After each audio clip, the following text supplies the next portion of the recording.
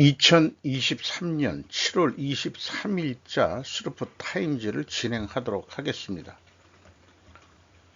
생존 우선순위와 기업 및 국가의 이익을 주요 테마로 하고 있는 것을 말씀드리겠습니다. 오늘 그 첫 페이지도 이 생존에 관한 거로 편집을 했습니다. 구독, 좋아요 꼭 부탁드리고요. 1.25 배속이나 1.5 배속을 보시기 바랍니다. 유튜버에서 그 갓파더 오브 할렘 시즌 2를 소개한 유튜버가 있습니다. 거기서 제가 가져온 얘기가 선택이 아니라 생존이다. 뉴욕 할렘가에 결국 어떤 마피아 마약 조직들에 대한 얘기가 뭐가 귀감이 되겠느냐라고 할진 모르지만은 이 드라마 속에서 나오는 의미할 만한 그 단어들을 좀 정리해 봤어요. 평화를 향한 최선의 계획은 입법자들이 정하는 것이 아니라 국민의 뜻으로부터 나와야 한다. 그래야 차이를 극복할 새로운 길을 모색할 수 있을 것이다. 자, 이 좌우 대립 이런 것도 이런 측면에서 생각해 볼 수 있고, 옳은 길을 택하는 과정에서 선함을 잃지 않아야 한다. 이건 좀 애매한 얘기인 것 같고, 적보다는 동지를, 분열보다는 평등을 택합시다. 말 좋은 얘기예요. 할렘 마피아역에서 정치가의 연설이 대비되게 찍은 뭔가 의도가 있을 겁니다. 드라마 속에 나치나 KKK가 다 똑같은 놈들이다. 그리고 흑인 경제니 어쩌니 하는 소리는 말콤 X에게서나 해. 이 말콤 X가 민권운동가로 되어 있죠. 이 주인공인 죄송합니다. 알고 지내는 사이로 이렇게 되어 있었습니다. 이 대목 중에서 이탈리아계 마피아하고 협상하는 과정에 그래도 공동의 이익을 위해 함께 할 수 있는 게 있을 거예요라고 협상을 벌이는 모습입니다. 다 지들 나발이 이 싸움에서 나오는 얘기죠.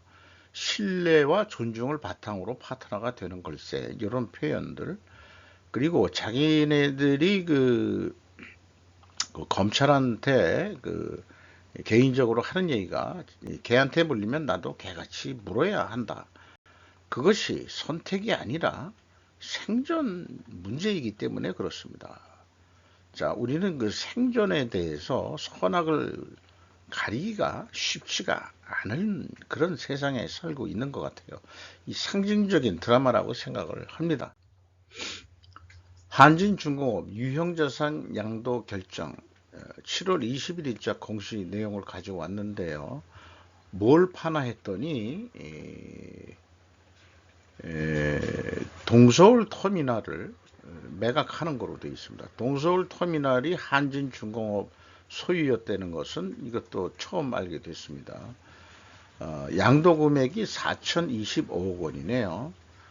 그리고 이걸 누가 사냐 그랬더니 신세계 동서울 PFV라고 되어 있는데 자본금이 무려 3,234억 원을 가지고 있는 부동산 업체인 것 같습니다. 그리고 현재까지 거래된 것은 한 반 정도 가격을 갚았고 잔금이 2024년 10월 22일 내에 2,012억 원을 갚아야 되는 것으로 이렇게 공시를 했어요. 그러면은 왜 한진중공업이 요즘 뭐 잘 안 나가니까 결국은 자산 매각을 해서 돈을 좀 만들어 가지고 재무 구조를 개선하고 차입금 상환도 하고 현금 유동성 확보를 하기 위함이다. 이런 얘기죠. 한진중공업이 이제 이 선박 조선 쪽은 많이 약해졌고 건설을 아직 유지하고 있는 거로 이렇게 되어 있습니다. 대만 부총리 한국 정체불명소포 중국서 최초 발송 끝까지 추적 7월 22일자 위키리크스 한국 좋은 기자의 보도 내용입니다.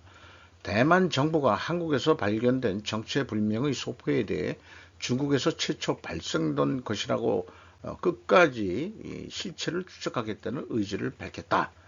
이렇게 이제 얘기가 나왔어요.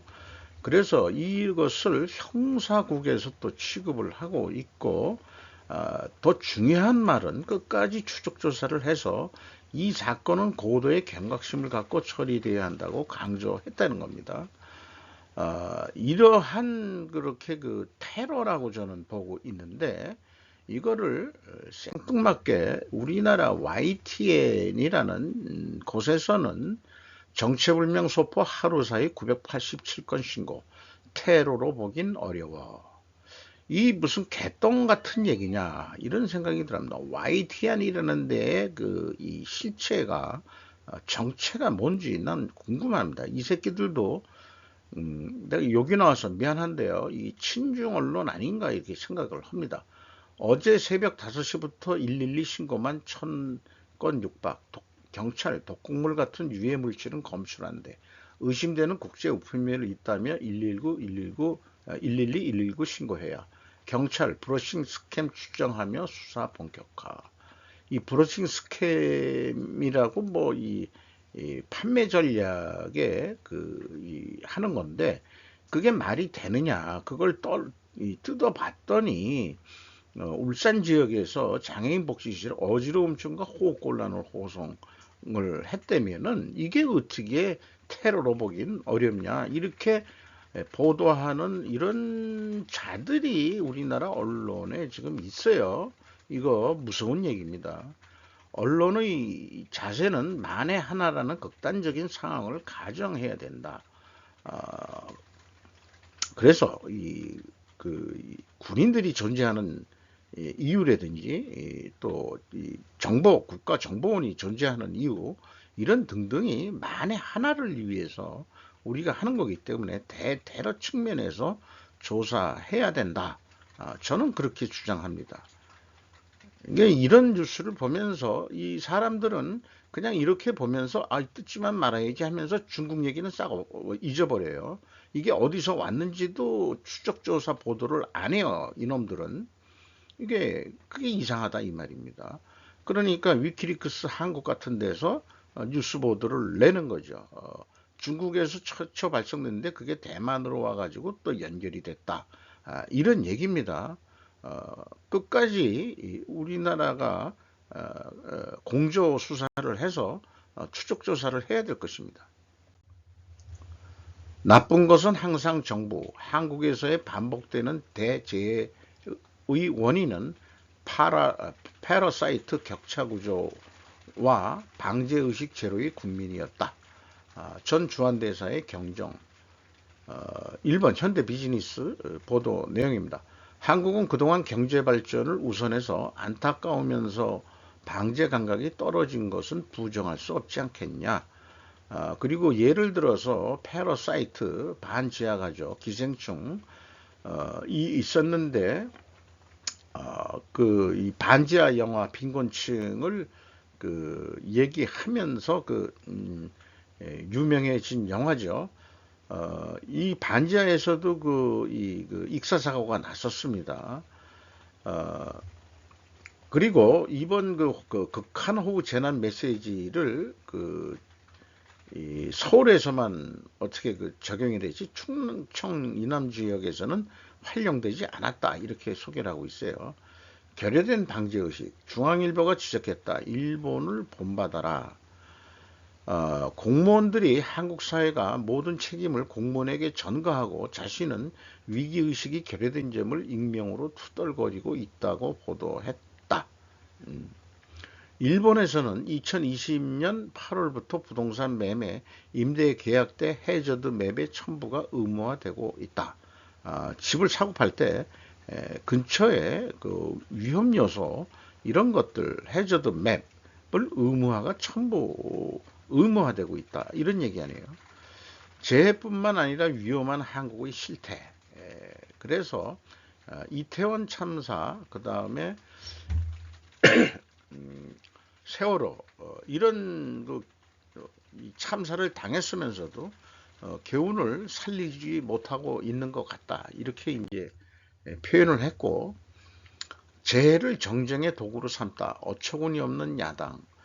민주당 김의겸은 제가 이제 몇 번 이 친구를 욕을 했기 때문에 그만하려고 그래요. 욕하는 것도 이름 띄워주는 것 같아가지고 윤석열 대통령이 우크라이나의 수도 키우를 전격 방문한 것에 대한 조국과 민족의 운명을 인평쥐하도 밀어놓은 행위라고 비난했다.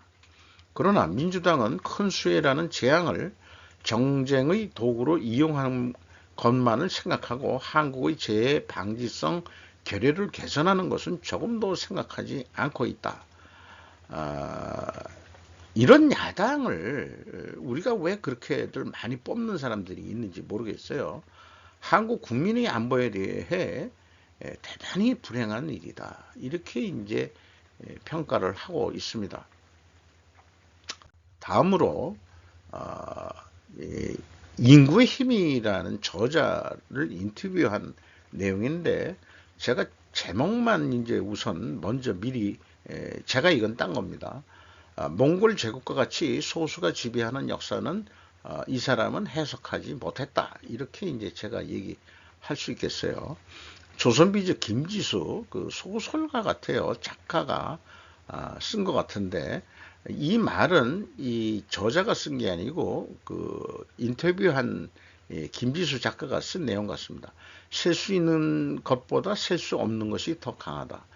인간은 자원이 아니다라고 영국의 경영사상가 찰스 핸디경과 한국의 지성 이어령 선생은 입을 모아 말했다. 인간을 자원으로 취급하고 목숨을 숫자로만 카운트하면 한 명의 생명, 한 명의 죽음은 아무것도 아니게 된다고.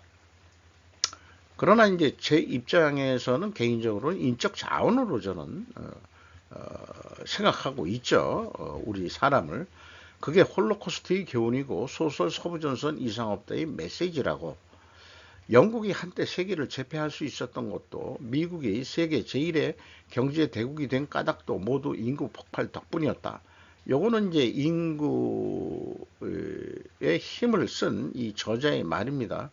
일본이 25년간 장기 침체를 한 것도 급격한 출생률 감소 때문이다.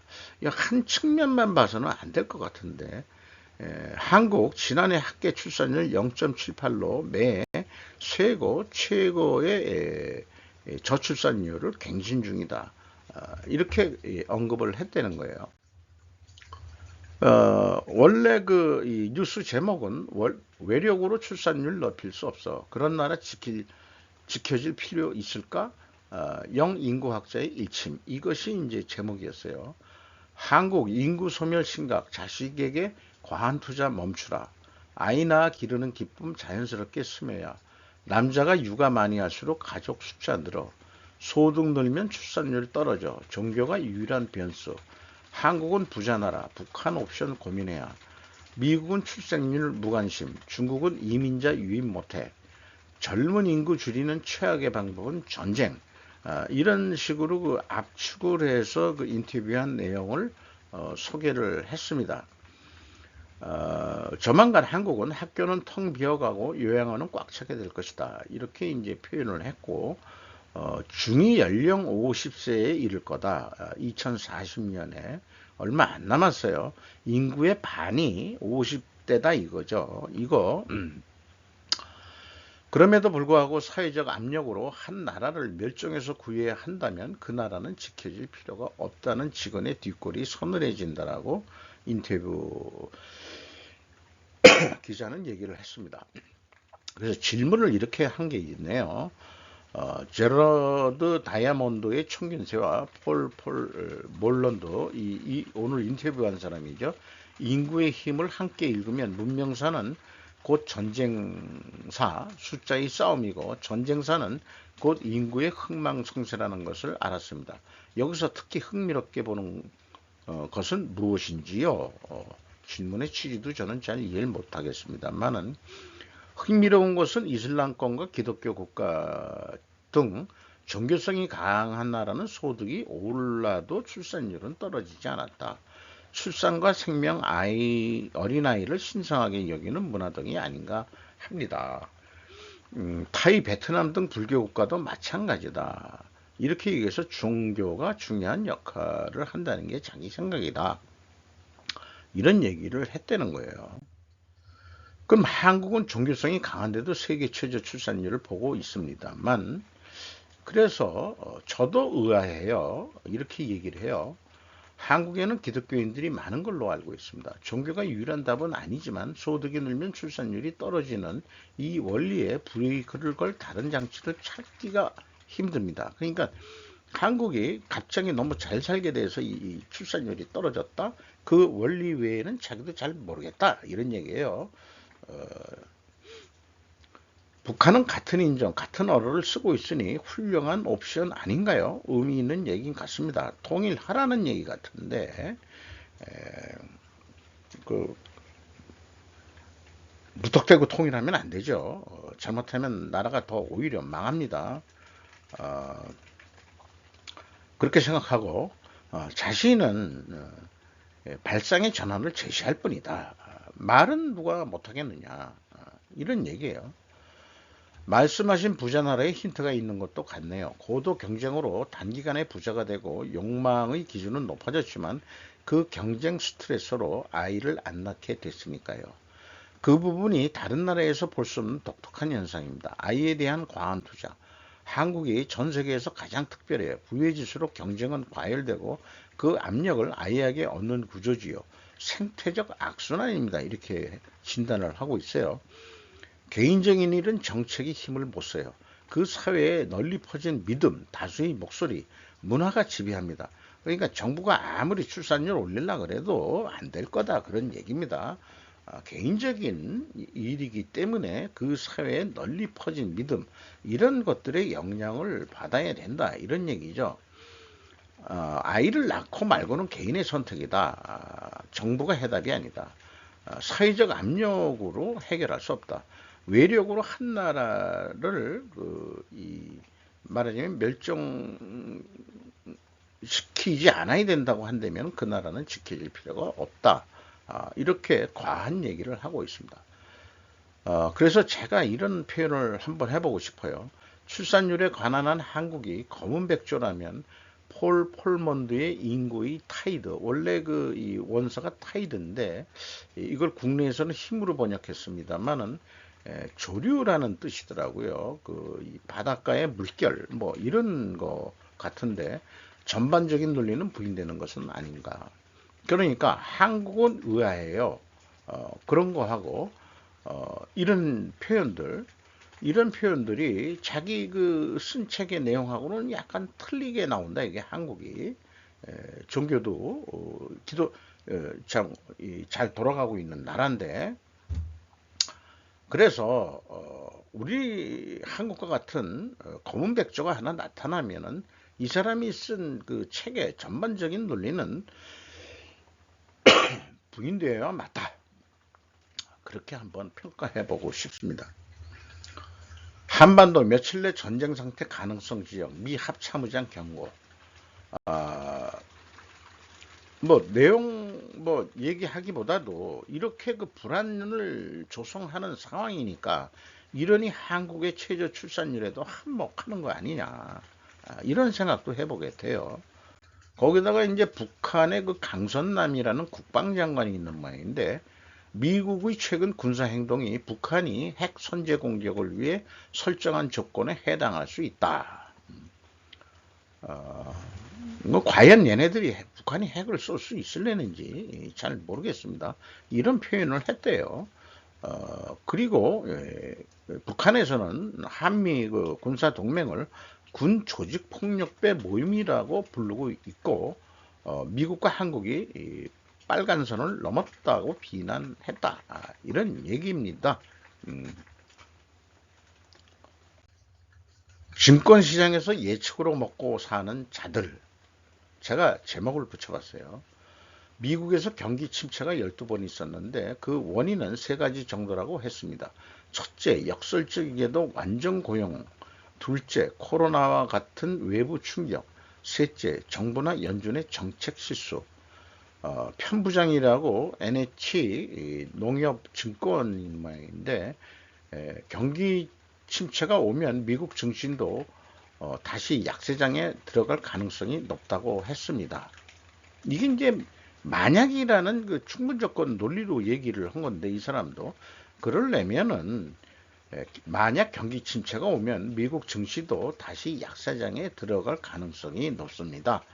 왜냐하면 하고 독자들을 위해서 설명을 해줄, 지가 전문가니까 그런 얘기를 몇 가지 이유만이라도 좀 얘기를 해 줄 수 있어야 되는 게 예측으로 먹고 사는 당신들의 역할 아니냐. 이런 얘기는 나도 한다. 이런 얘기예요. 한편 골드만삭스에 따르면 2차 세계대전 이후 과거 12차례의 경기 침체 때 S&P 500은 평균 24% 하락했다고 하고, 편부장은 약세장이 온다면 그 다음 강세장을 준비하는 포트폴리오로 바꿀 필요가 있다. 여전히 이래나 저러나 가격이 내릴 때 또 주식을 사라라고 유도를 하고 있는 발언 외에는 어떤 가치를 못 느끼겠네요. 호주 정부 중국계 자본의 리튬 광산 마가 인수 마가. 그냥 제목만으로도 어떻든 중국 자본이 호주의 리튬 광산 인수하려는 건 막았다. 이런 얘기고요. 중국은 침체된 성장, 부동산의 위기, 부채 문제와 씨름하고 있습니다. 다음 충격은 위안화가 16년 만에 최저치를 기록하는 것에서 올 수 있습니다. 비즈니스 인사이더의 보도 내용입니다. 연일 계속 중국 경제의 하락, 디프레이션 내용들이 계속 보도되고 있습니다.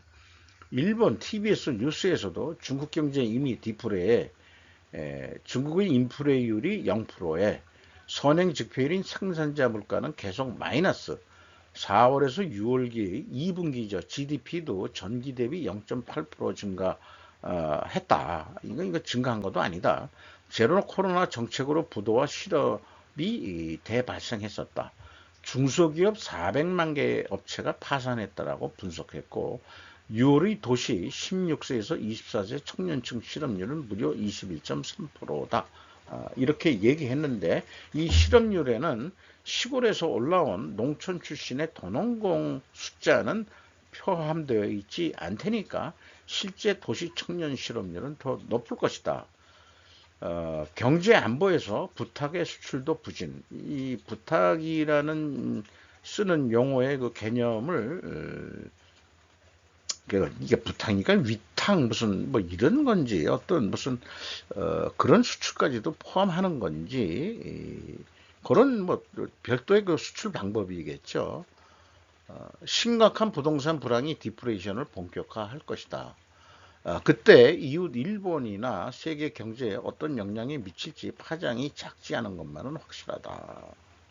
중국의 지표가 선행 지표라면 한국도 인플레이션이 잡히고 디플레이션이 될 수 있다라고 저는 생각합니다. 그래서 최태원 회장처럼 한중일 그 경제 공동체 운운해가지고 중국을 포기할 수 없다 하는 것은 매우 그 식견이 좁은 그런 망상이다라고 일본 언론에서도까지 얘기하는데, 그게 참 그런 의견이 왜 나왔는지. 그런 중국이 그럼에도 불구하고 한자가 넘치는 매춘부도 중국인 급증으로 국경마을의 이변, 경제 지배에서 높아진다 격차 리스크. 이게 이제 그 라오스 국경지대에 그 도시를 개발했는데 1대1로를 통해 가지고 이게 뭐 중국 마을이다 이런 얘기예요. 이 내용을 보면은. 그리고 경제 유통하는데도 바트권에서 위안화로 통용이 되고 있고, 중국인이 늘어나자 라오스 사회는 어떻게 된다? 뭐 이런 식으로 얘기했는데, 1대1로는 동남아 국가들의 발전을 위해서 서로 윈윈하는 게 아니고 중국의 신식민 정책이다. 이렇게 생각이 됩니다. 그래서 저는 중국 해체가 답이다 라고 말씀드릴 수 있겠습니다. 이 폭염이 쌀 가격도 올리고 있고 콩 가격도 좀뭐 이걸 뭐 콩 가격은 뭐 그렇게 안 올랐습니다만 설탕 오르고 천연가스 오르고 이런 건데 상징적으로 이게 어떤 뭐 좀 나이 드신 뭐 할머니 같은데 얼마나 더웠으면은 이렇게 이 길가에 있는 이 수돗물을 틀어가지고 머리를 식히는 장면을 한번 잡아봤습니다. 그녀는 라틴 아메리카에서 대성공을 거두었습니다. 비록 그녀의 한국 엄마가 반대하더라도 뉴욕 타임즈 보도 내용입니다. 멕시코 시티에서 한국에 있는 어머니에게 김수진 씨는 실패자입니다. 그녀는 30이 넘었고 미혼이고 한국 대기업에서 일하지도 않습니다. 하지만 라틴 아메리카에 있는 수백만 명의 추종자들에게 그녀는 공감할 수 있는 친구가 되었고 한국적인 모든 것에 대한 선생님이 되었습니다. 32살이라 그러네요.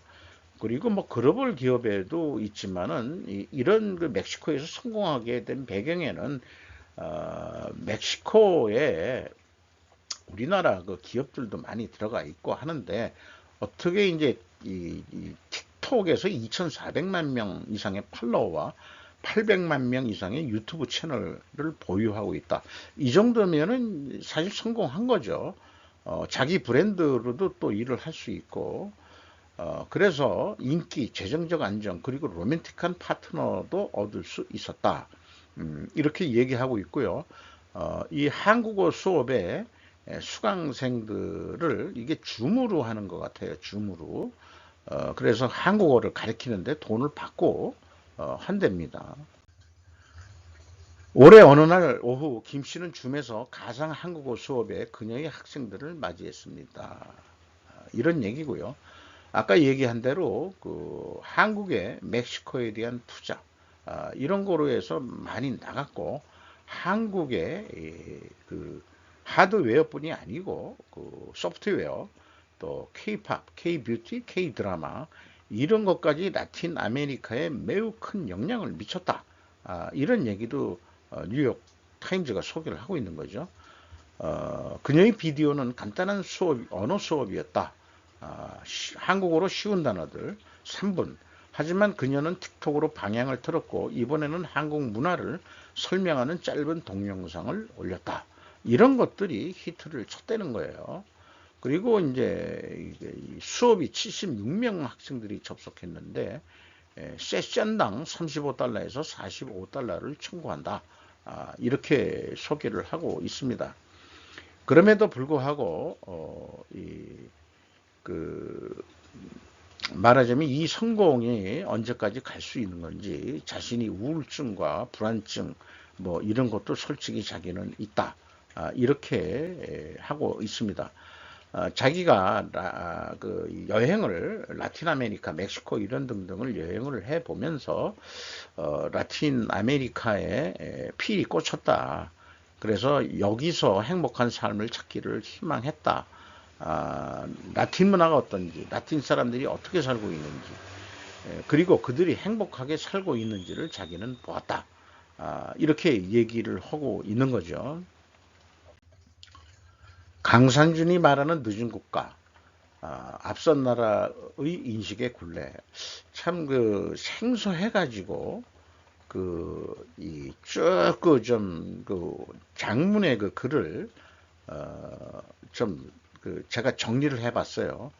요거를 뭐 제가 설명할 수 있는 수준이라기보다도 조금 제가 익숙한 그런 영역이 아니고 정치학자라고 그러는데 강상준이라고 그러면 한국 사람인데 일본에서 이제 책을 낸 것 같아요. 그거를 이제 JB 프레스라는 데서 인터뷰를 해가지고 쓴 내용인데 한번 핵심적인 것만 제가 요약을 했다고 생각을 합니다. 한번 봐주시면은 감사하겠어요. 결론 쪽에 가서는 뭐 세계 시스템론적인 측면, 자본주의 이런 자본주의 이 세계를 돌리는 것이 자본주의라고 보고 이 세계 시스템론에서 좀 뭐 어떻게 우리가 이 세상을 인식을 하고 대처해서 살 거냐 하는 얘기들을 한다고 이렇게 말씀드릴 수 있을 것 같습니다. 이상 마치도록 하겠습니다.